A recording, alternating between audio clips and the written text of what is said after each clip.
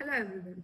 कुछ विचार ऐसे होते हैं जो हमारे अंदर इस तरह से ताकत भर देते हैं कि हमें लगता है कि हम कुछ भी कर सकते हैं।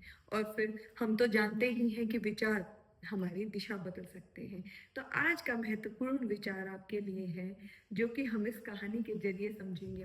अब सीधी सी बात क्या है कि ये कहानी है शेर का बाल लाने की। अब शेर का बाल लाने की कहानी किस तरह से आपकी सोच को सुंदर बना देगी, ये तो आपको सुनकर ही पता लगेगा। एक बार एक औरत के पति जंग में गए होते हैं, और जब वो जंग लड़कर वापस आते हैं तो उनका व्यवहार बड़ा ही रूखा होता है, क्योंकि जंग के अनुभवों ने उस व्यक्ति को पूरी तरह से तोड़ दिया था और उसके व्यवहार को रूखा बना दिया था।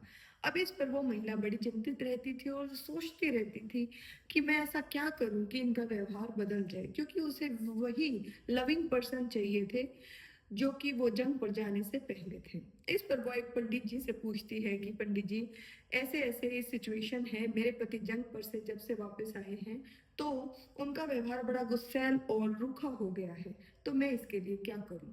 तो वो पंडित उसे कहते हैं कि बेटा, इसका तो एक ही उपाय है, तुम मुझे शेर की मूंछ का एक बाल ला कर दो, तो मैं इस चीज का समाधान कर सकता हूँ। अब शेर की मूंछ का बाल लाना कोई आसान काम तो है नहीं, पर उस महिला ने जो है वो ठान रखी है कि वो अपने पति के व्यवहार को बदलने के लिए कुछ भी कर सकती है। अब वो क्या करती है, ऐसे जंगल का पता करती है जहां पर शेर आते हैं या फिर शेर रहते हैं। तो फिर छुप छुप कर वो वहां पर जाती है जहां शेर पानी पीने के लिए आते थे, और कई दिन तक छुप कर वो सिर्फ ऑब्जर्व करती है कि शेर आता है और पानी पीकर चला जाता है।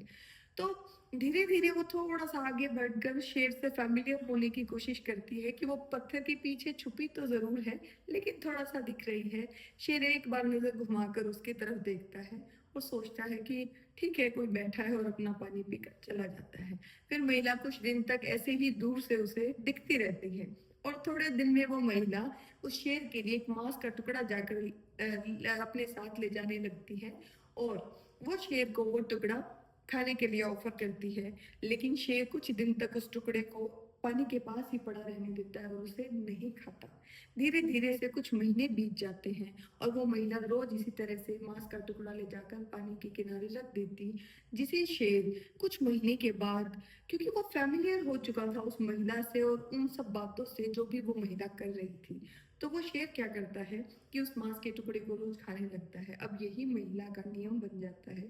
वो हर रोज शेर के लिए खाने का कुछ कुछ कोई नॉन वेजिटेरियन आइटम या कुछ ना कुछ मांस का टुकड़ा लेके जाती है और किनारे पर रखती है, और शेर उसे आराम से खा लेता है। अब जब शेर इन सब चीजों से फैमिलियर हो गया है, तो महिला थोड़ा सा शेर के पास जाकर खड़ी होने लग जाती है। अब शेर भी सोचता है, मेरी ये तो अच्छी महिला है, मेरे लिए खाना लाती है रोज। तो उसके बाद जब शेर इससे भी फैमिलियर हो जाता है, तो वो महिला उसे पुचकारने लगती है और थोड़ा सा दुलारती है प्यार से। तो वो उसके एक पेट की तरह व्यवहार करने लगता है, और एक दिन आता है जब वो महिला उस शेर की मूंछ का बाल अपने प्रेम से तोड़ लेती है और उसे वापस ले जाकर पंडित जी को देती है। अब पंडित जी कहते हैं कि बेटा, मैं इस बाल का क्या करूं। तो वो महिला कहती है, महाराज, आपने ये तो मुझे कहा था कि मुझे शेर का बाल लाकर आपको देना है, और आप इससे मेरी गृहस्थी को और सुंदर और मेरे पति का व्यवहार पहले की तरह अच्छा बना देंगे।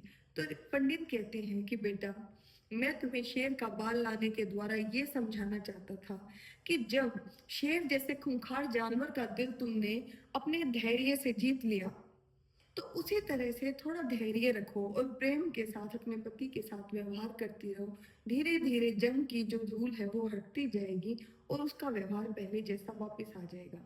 अब महिला को हैरानी होती है कि ये बात पंडित जी सीधा भी तो बता सकते थे। तो वो कहती है, महाराज, आपने मुझे सीधा ऐसे क्यों नहीं कहा।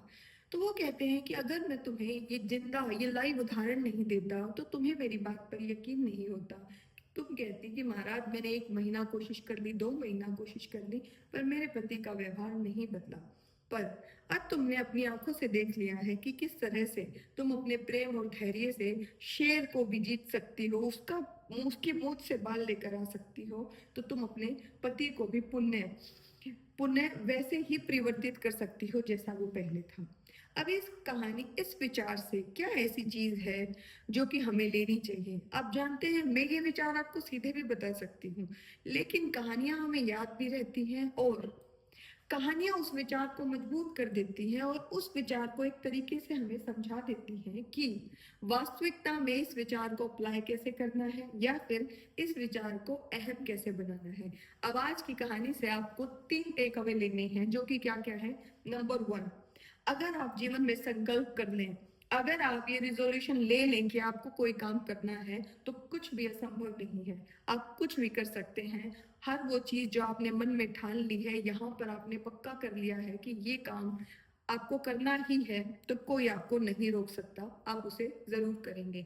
दूसरी बात ये है, जब हम कोई काम शुरू तो कर देते हैं हिम्मत के साथ, लेकिन उसे जारी रखने के लिए धैर्य चाहिए। ये जरूरी नहीं है कि हमें शुरू में ही उस काम में सफलता मिल जाएगी, लेकिन अगर हम अपनी मेहनत से उस काम को अपने पूरे धैर्य के साथ कि हाँ, एक दिन हमें अपने अच्छे कामों का फल जरूर मिलेगा, निरंतरता से करते रहेंगे तो हमें जीत अवश्य मिलेगी। और तीसरा, चाहे जो भी हो, कोई आप पर विश्वास करे ना करे, आप खुद पर विश्वास जरूर करें, क्योंकि जब पूरी दुनिया जब आप सफल होंगे तो सारी दुनिया आप पर विश्वास करना शुरू कर देगी, लेकिन जब आप कुछ नहीं है और जब आप कोई कार्य शुरू करते हैं, तो कोई और आप पर विश्वास रखे या ना रखे, आपका विश्वास खुद पर पूरा और गहरा होना चाहिए। आपके विश्वास को कोई ना तोड़ पाए, इतना गहरा होना चाहिए कि चाहे अगर आप सही मुद्दे के लिए लड़ रहे हैं और सही आप सफलता के लिए कोशिश कर रहे हैं। अब देखिए, सफलता तो मैं पहले भी बता चुकी हूँ, कई तरह की हो सकती है। हर किसी के जीवन का लक्ष्य अलग अलग हो सकता है, लेकिन अगर अच्छी चीज के लिए आप कोशिश कर रहे हैं तो फिर खुद पर विश्वास रखें। जरूर नहीं है कि आप बोलकर किसी को कहें कि ये सही है, ये गलत है।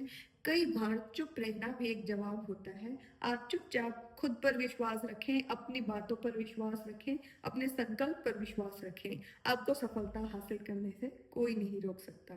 तो 3 टेक अवे क्या है? संकल्प से हर काम सिद्ध हो सकता है। दूसरा, धैर्य और निरंतरता से हमें सफलता मिलना निश्चित है। और तीसरा, खुद पर हमेशा विश्वास बनाए रखें, आपकी जीत निश्चित है। शुक्रिया।